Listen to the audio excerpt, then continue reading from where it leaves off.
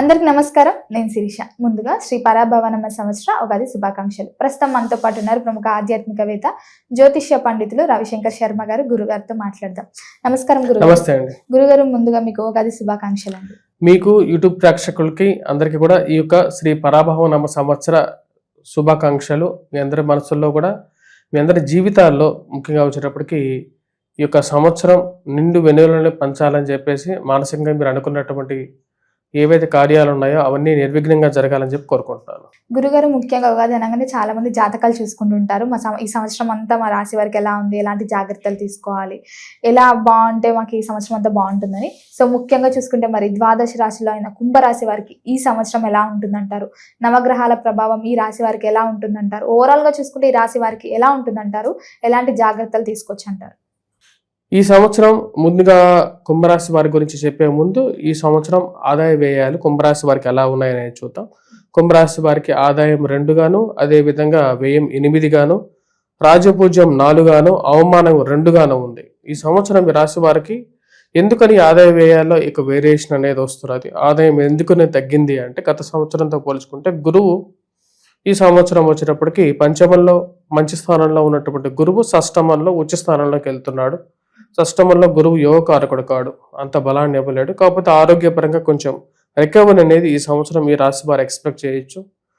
ముందుగా ఈ సంవత్సరాన్ని మనం గమనించినట్లయితే మొత్తం సంవత్సరం ప్రకారంగా 12 నెలల్లో మొదటి 6 నెలలు ఎలా ఉందని చూద్దాం. మొదటి 6 నెలల్లో ఈ రాశి వారికి అనుకూలంగానే ఉంటుంది. వృత్తిపరంగా వ్యాపార పరంగా అనుకూలంగా ఉంటుంది.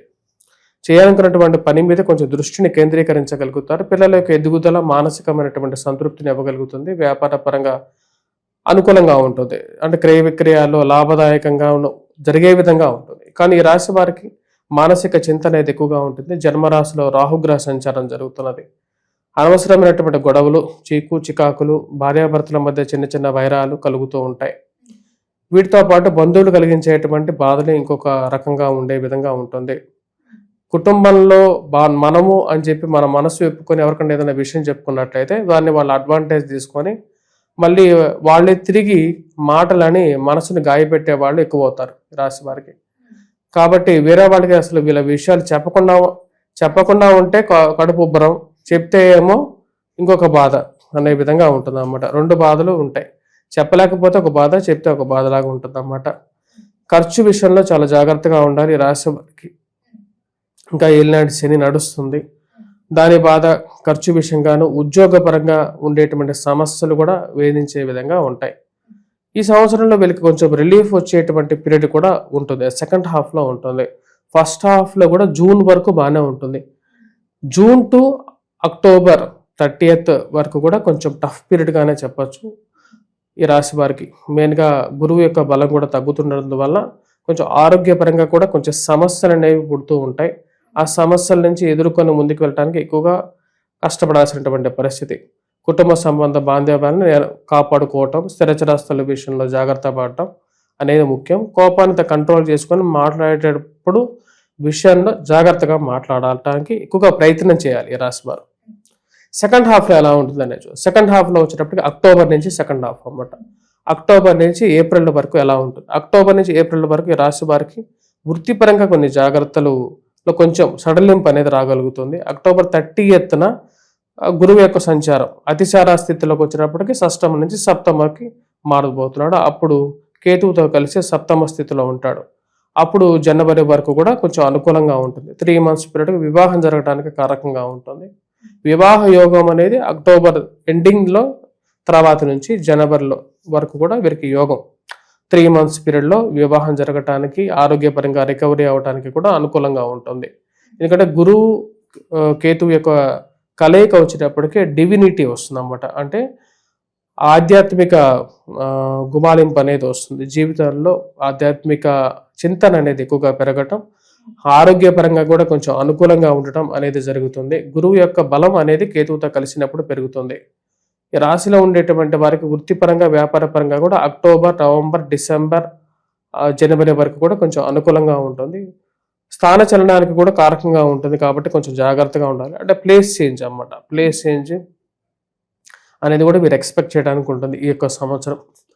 ఈ సంవత్సరంలో ఈ రాశి వారికి సంతాన ప్రాప్తి కూడా అక్టోబర్ తర్వాత మీరు ఎక్స్పెక్ట్ చేయడానికి ఉంటుంది.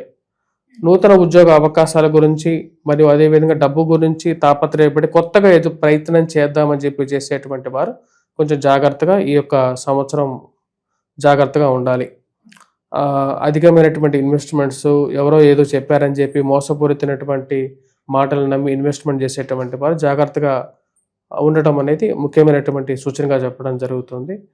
ఈ రాశి వారికి ఈ యొక్క సంవత్సరం కొంచెం టఫ్గానే ఉంటుంది. ఎందుకంటే ఏలినాటి శని, రాహు యొక్క స్థితి అంత బాగలేదు కాబట్టి, రాహుకేతువుల యొక్క స్థితి బాగలేదు. గురువు కూడా షష్టమంలో సంచారం చేయటం అనేది కూడా కొంచెం ప్రాబ్లమాటిక్గా ఉన్నప్పటికీ మధ్యలో కొంచెం రిలీఫ్ అనేది కూడా ఈ రాశిలో ఉండేటువంటి వారు పొందగలుగుతారు.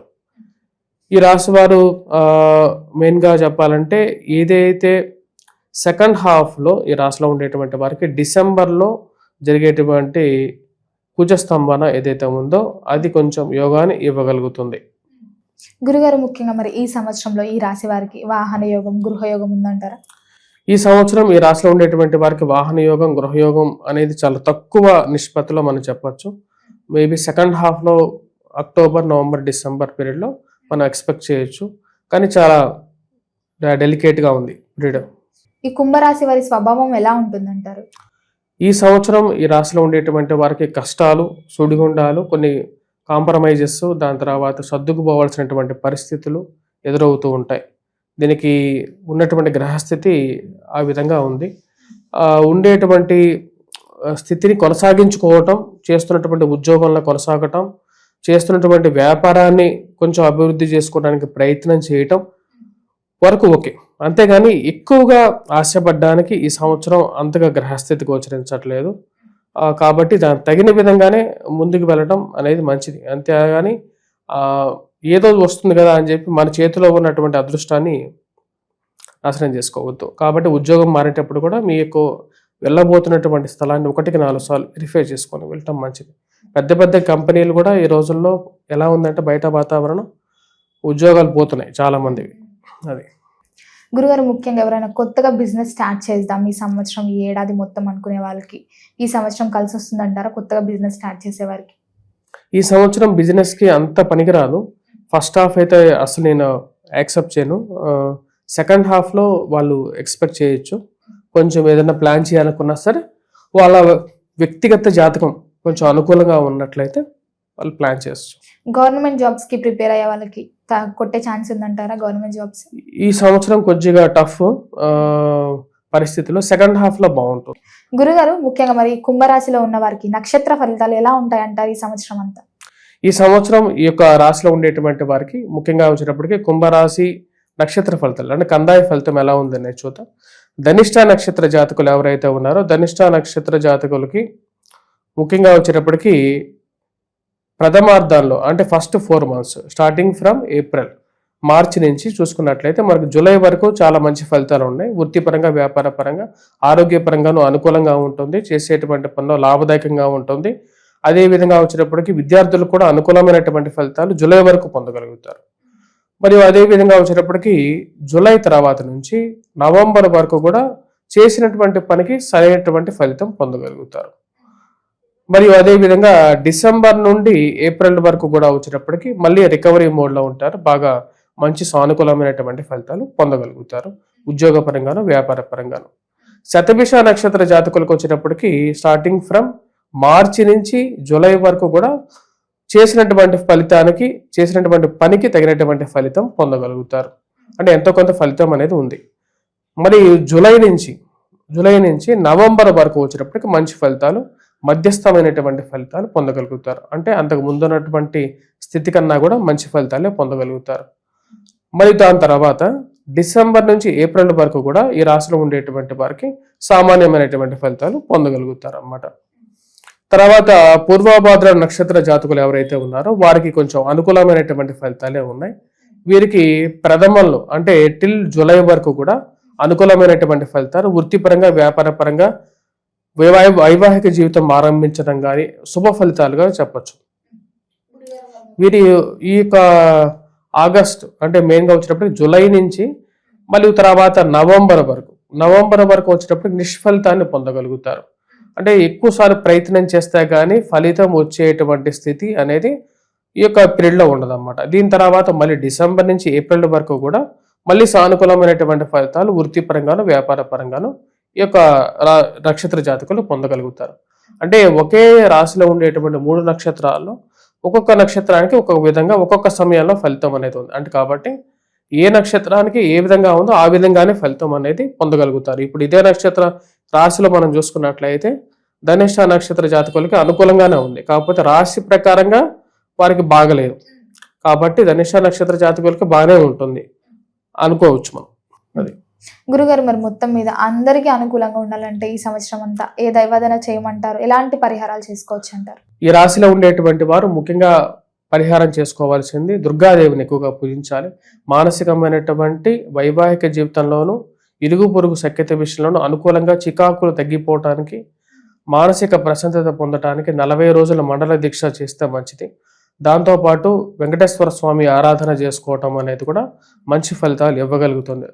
వాటితో పాటు మేధా దక్షిణామూర్తి శ్లోకాన్ని పఠించినట్లయితే ఈ యొక్క రాశి వారికి అనుకూలంగా ఉంటుంది. గురుగారు, మొత్తం మీద ఈ సంవత్సరంలో కుంభరాశి వారికి ఎలా ఉండబోతుంది, ఎలాంటి జాగ్రత్తలు తీసుకోవాలో తెలియజేసినందుకు ధన్యవాదాలండి.